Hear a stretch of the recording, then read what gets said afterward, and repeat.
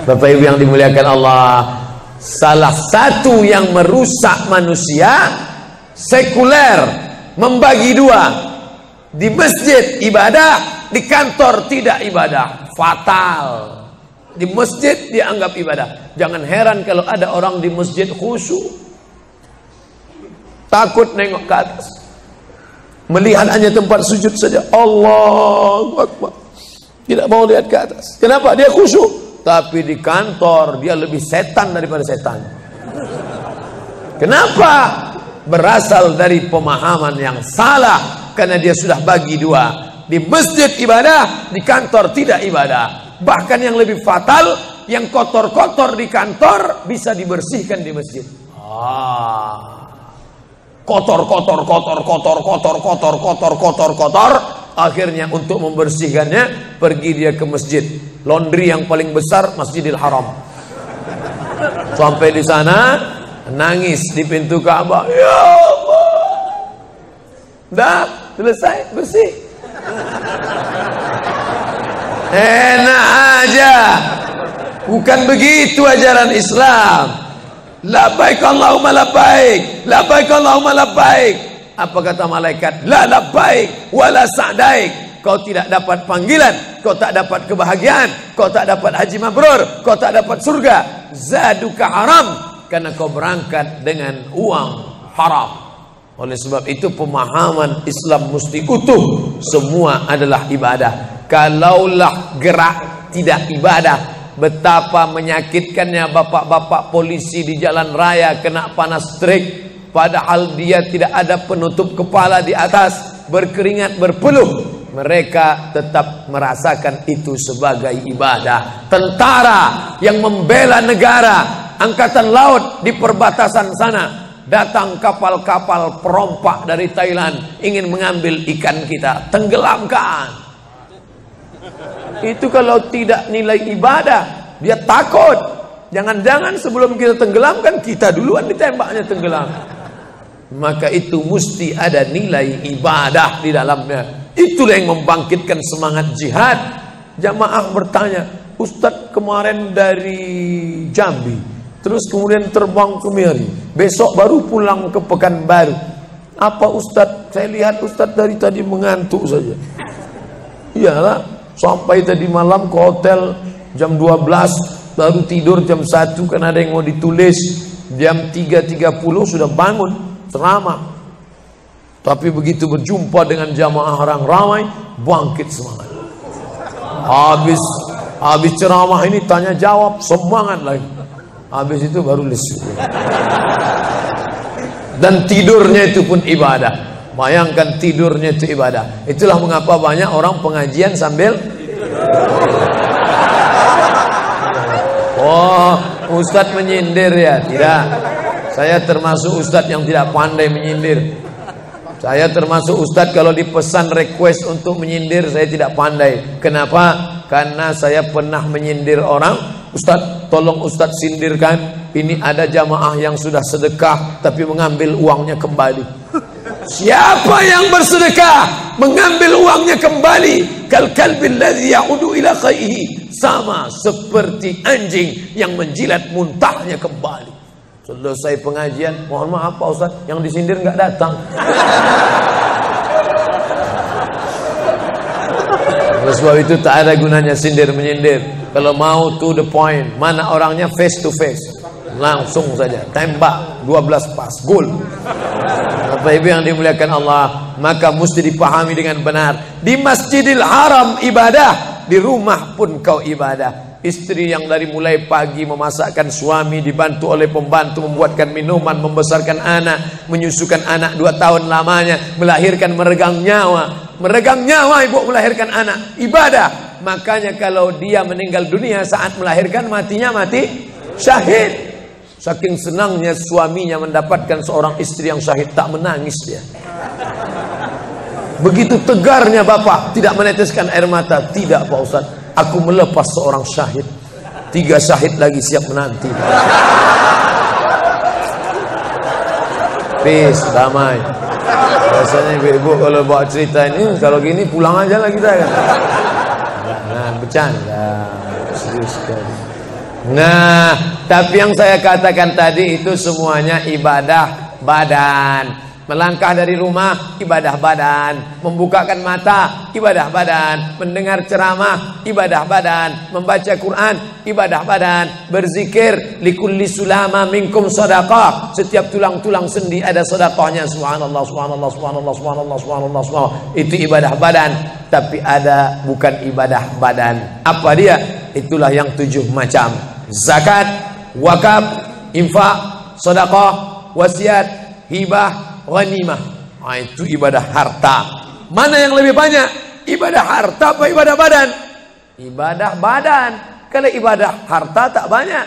Zakat, wakaf, infak, sedekah, wasiat, hibah, ghanimah, rampasan perang.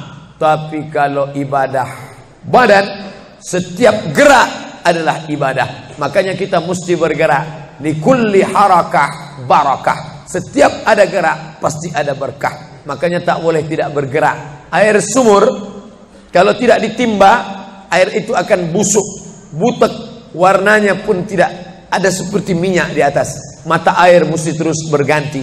Darah harus tetap mengalir, jantung harus tetap berdetak. Makanya jangan pernah kosong dari aktivitas. Fa idza farata fansab. Selesai dari satu ibadah, pindah ibadah lain.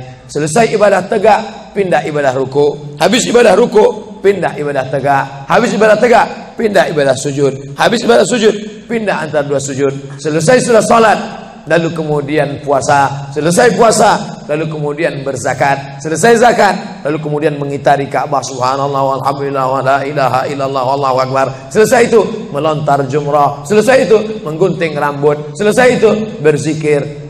Tidak pernah kosong. Sampai kapan? Sampai malaikat maut mencabut nyawa. Dan ucapan terakhir yang keluar dari mulut adalah la ilaha illallah. Itulah jawaban tentang pertanyaan untuk apa kita hidup di dunia. Nanti kalau ada anak, ibu, bapak, tetangga, kawan, sahabat, handai tolan bertanya, untuk apa kita ini hidup? Tak usah jawab, putarkan aja videonya. Itulah enaknya zaman sekarang. Kalau dulu mesti diingat. Saya dulu pulang sholat Jumat, mak saya manggil, sini, ya mak, ceritakan apa isi khutbah khotib tadi di masjid. Gini. Itulah awal saya ceramah.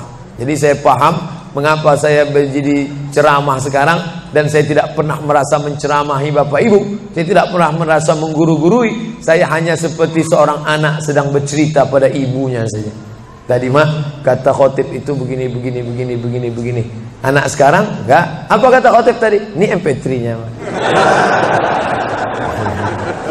Bapak ibu yang dimuliakan Allah Subhanahu wa taala, ibu yang mendidik anak-anak ibu, ibadahnya luar biasa. Itulah mengapa ibu lebih tinggi derajatnya daripada laki-laki. Ilzam rijlaiha, kau urus tapak kakinya, fatammal jannah, kau dapati surga di sana. Di bawah tapak kakinya surga, al jannatu surga, tahta di bawah aqdam kaki al ummahat, ibu-ibu. Kenapa begitu? Karena ibadah dia yang luar biasa, tidak bisa dilakukan oleh laki-laki. Salat kita bisa, puasa kita bisa, tawaf kita bisa, sa'i kita bisa, melontar jumrah kita bisa, tahallul kita bisa. Tapi ada yang kita tak bisa. Apa dia? Mengandung kita tak bisa. Siapa yang mau coba mengandung, keluar dari sini, ambil bola voli, ikat di perut. Melahirkan kita tak bisa. Siapa ingin coba melahirkan, keluar dari sini, telanlah jeruk bulat-bulat. Habis itu keluarkan bulat-bulat. Menyusukan kita tak bisa. Dan itu ibadah, tapi bukan ibadah mahdhah. Dia tidak selevel dengan sholat, zakat, puasa, haji. Tapi ibadah ini berkualitas. Ibadah badan sudah, ibadah harta sudah. Ada ibadah yang terakhir, yang ketiga. Kalau ibadah badan berkeringat, lelah, capek. Ibadah harta, duit habis. Tapi ada ibadah satu lagi, tak nampak di mata. Apa dia? Ibadah hati. Itulah dia ikhlas. Orang yang ikhlas tak tampak. Ikhlas, ridha, qanaah, tawakal, zikir, muhasabah, muraqabah, tazkiyatun nafs, mensucikan hati dari penyakit hati, riya, sum'ah, takbur, sombong, hasad, busuk hati. Itu ibadah. Kenapa begitu? Disitulah letak adilnya Allah. Man bana masjidan, siapa yang bangun masjid, banallah mislahu baitan fil jannah, dibangunkan Allah untuknya satu istana di dalam surga. Bapak Ibu yang ikut membangun masjid ini, mudah-mudahan diberikan Allah Ta'ala balasan melimpah ruah. Kami nggak bisa Pak Ustadz, jangankan bangun masjid, buat rumah kami aja kami nggak bisa. Allah Maha Adil. Kalau kau tidak bisa dengan ibadah harta, maka engkau dengan ibadah tangan. Apa dia? Ikut gotong royong masjid. Nampak ada pembangunan masjid, ikut ngecornya, pasangnya, tapi dengan syarat menyelesaikan masalah. Jangan buat masalah. Man shalla isnatai asyarata rakaat, siapa yang salat 12 rakaat fil yaumi wal lailah, sehari semalam, bunyalahu bihinna baitun fil jannah, dibangunkan untuknya satu istana di dalam surga. Sama macam orang yang bangun masjid, salat 12 rakaat. Kamu bisa bangun masjid? Bisa. Bagus. Kamu? Saya nggak bisa. Amal saya apa? Tenang, ada amal. Allah Maha Adil. Salat 12 rakaat. 2 rakaat sebelum subuh, 4 rakaat sebelum zuhur, 2 rakaat setelah zuhur, 2 rakaat setelah maghrib, 2 rakaat setelah isya. 12 rakaat. Saya nggak bisa Pak Ustadz, sedang terbaring di rumah sakit, kaki sakit, kepala sakit, hati sakit, jantung sakit. Stop, jangan lanjutkan. Aku tak sampai hati mendengar penderitaan. Jadi amal saya apa Pak Ustadz? Ada satu amalmu. Apa dia? Ridha, menerima takdir Allah Subhanahu wa ta'ala. Sakit Pak? Tidak. Kenapa? Sakitku hilangkan hatiku ridha. Man lam yasbir bi balai, siapa yang tak sabar dengan bala ujianku, walam yarda bi qada'i, yang tak ridha dengan takdirku, falyatlub radban siwaya, carilah Tuhan selain aku. Kau sabar, kau ridha menerima itu.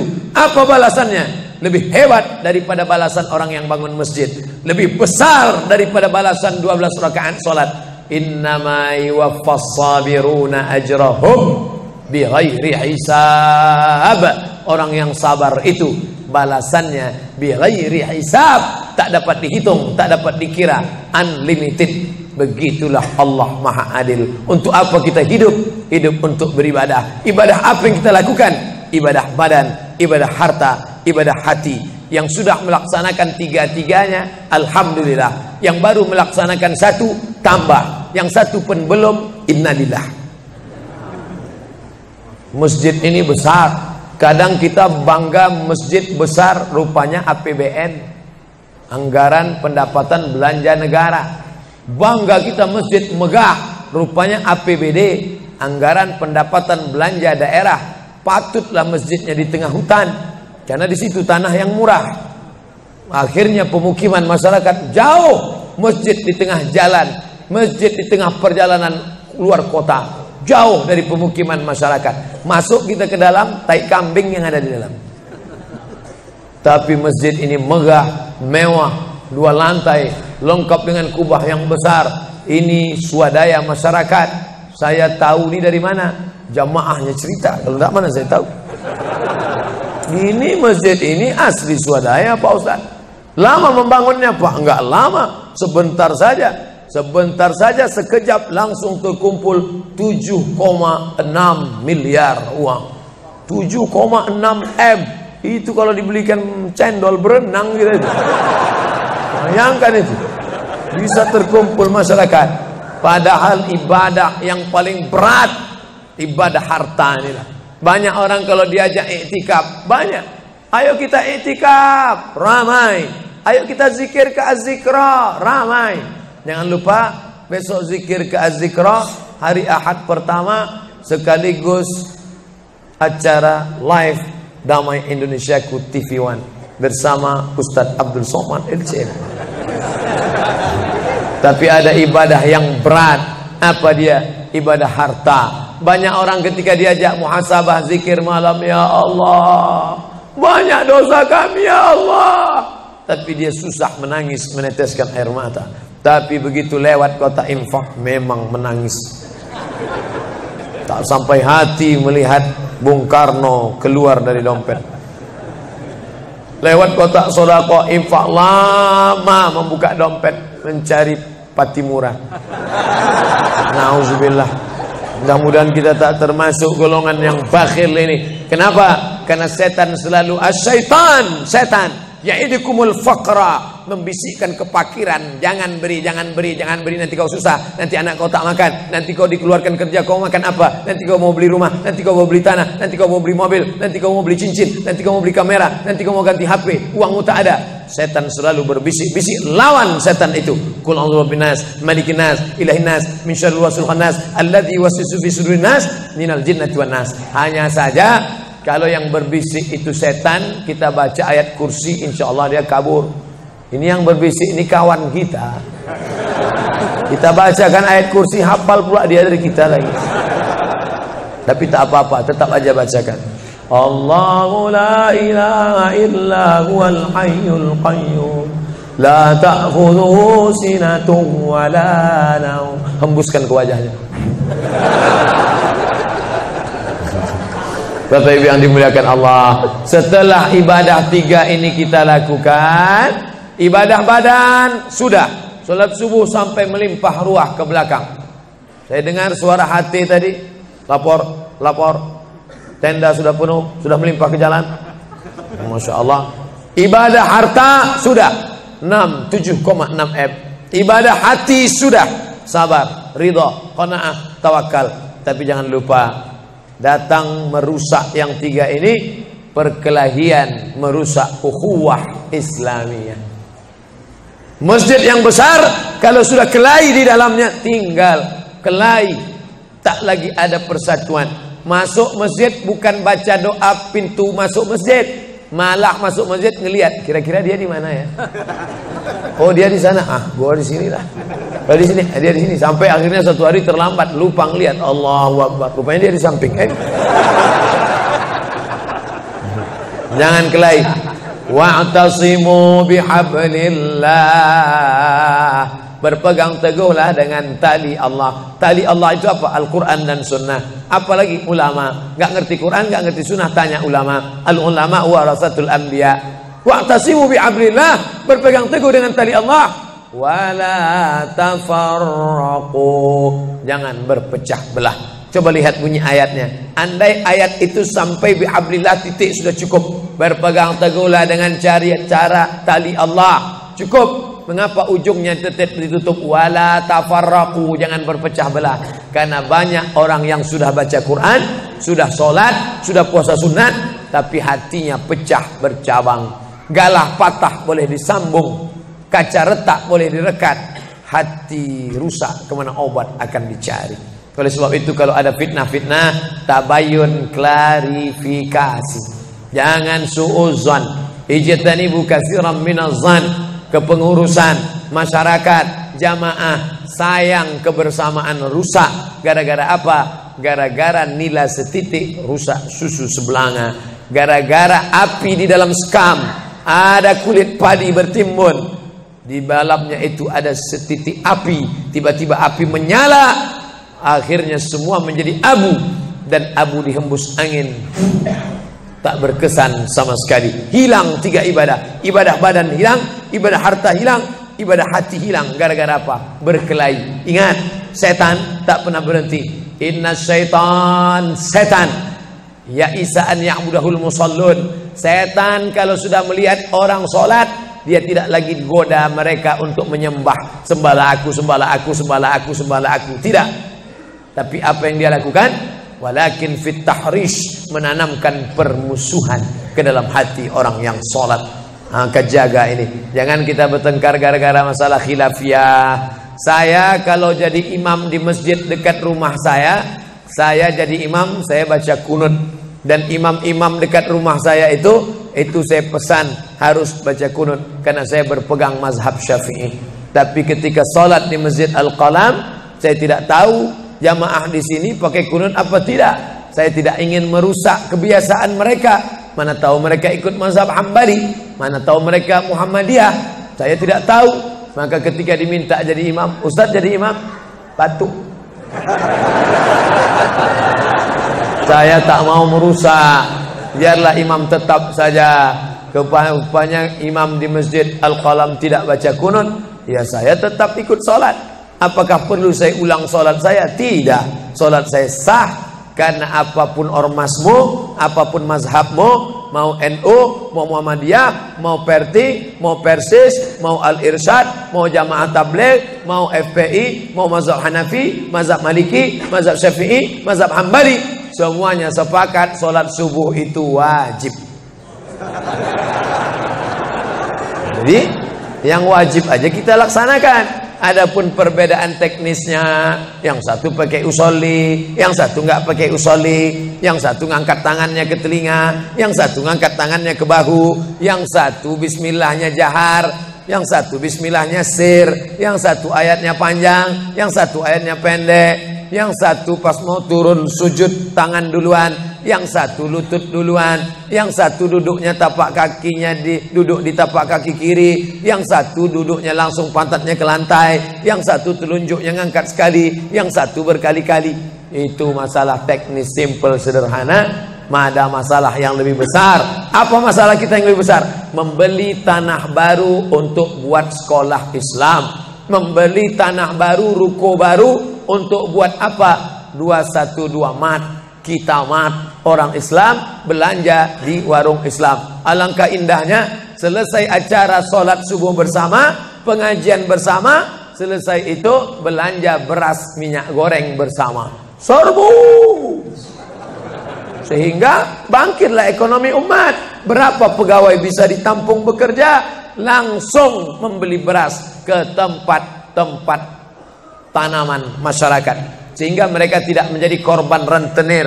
Musim menanam diulur, kasih pinjaman pupuk, pinjaman tanah. Masa musim manen ditarik. Mereka menjadi korban rentenir lintah darat. Disedot darah mereka sampai kering dan mati. Kita selamatkan dengan apa? Dengan market. Masjid punya market. Saya beberapa kali meresmikan market punya masjid di Masjid Raya Batam, Masjid Agung Batam. Itu di bawahnya ada super mini market untuk menjamaah. Kemarin pulang dari Pulau Bintan, itu juga meresmikan di Dumai. Begitu juga. Ini 212 Mart. Terserah namanya apa. Ada 212 Mart, ada namanya Kita Mart, atau bisa juga buat Somart. Nah, bisa juga. Bapak Ibu yang dimuliakan Allah Subhanahu wa taala, maka visi misi kita ke depan, jauh melihat ke depan. Kami harus punya pusat perbelanjaan komunitas muslim. Kami harus punya komplek perumahan muslim. Nah, ini semua yang akan menyelamatkan kita. Kalau sudah begitu, maka mengertilah untuk apa kita hidup. Dan setelah itu kita pun mati dalam keadaan tenang. Baru anak kita bisa berkata, mari kita antar jenazah almarhum Abdul Somad menuju tempat peristirahatan terakhir. Karena memang benar-benar istirahat. Tapi berapa banyak orang tidak istirahat. Karena amal badan tak ada, amal harta tak ada, amal hati tak ada. Tak pernah memikirkan masjid, tak pernah memikirkan umat, tak pernah memikirkan belanja umat, tak pernah memikirkan pendidikan anak-anak umat. Akhirnya mati yang layak untuk dia. Mari kita